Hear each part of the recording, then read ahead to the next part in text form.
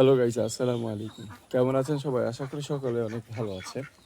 তো আজকে আপনাদেরকে দেখাচ্ছি সেটা হচ্ছে আমাদের ফরদাবাদ গ্রামে জোয়ারের পানি কতটুকু বাড়ছে দেখবেন। তো এই যে দেখেন, আজকে মূলত এই পানিটা আসছে গতকালকেই শুক্রবারে। তো এই যে কাকা মাছ লাগছে নে, খালি বল দি। তো দেখেন পানি এখানে এই পর্যন্ত চলে আসছে। এখানে টান ছিল, এইখানে ছিল টান, এই টানের থেকে পানি ভইরা আজকে এই পর্যন্ত চলে আসছে। গতকালকে ওইখানেই ছিল পানি, তো আজকে আরেকটু পানি বেড়ে গেছে। তো হচ্ছে এই ছিল আজকে আমাদের পর্যাবত গ্রামে জোয়ারের পানি আসার দৃশ্য। সব দিকে পানি বাড়তেছে, কোথাও তো বন্যা হয়ে গেছে। আসসালামু আলাইকুম।